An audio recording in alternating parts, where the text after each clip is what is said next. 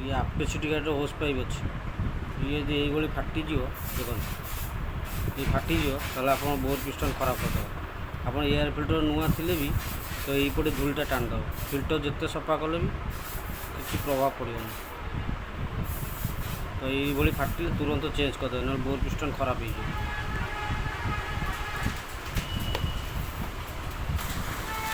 ये होस पाइपटा ये पड़ जाऊँगी 351 टका नुआटा ये पुराना मॉडल एमती आसूला ये नुआ मॉडल ये कर तो अभी लगेद जो भी फाटुचे आप चेंज कर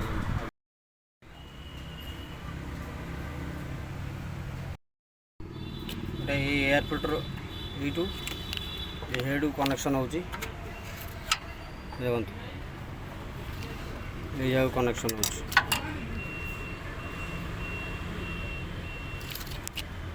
यू ये जाए सप्लाई तो वीडियो भल लगे लाइक शेयर कमेंट करूँ रही भाई जय जगन्नाथ।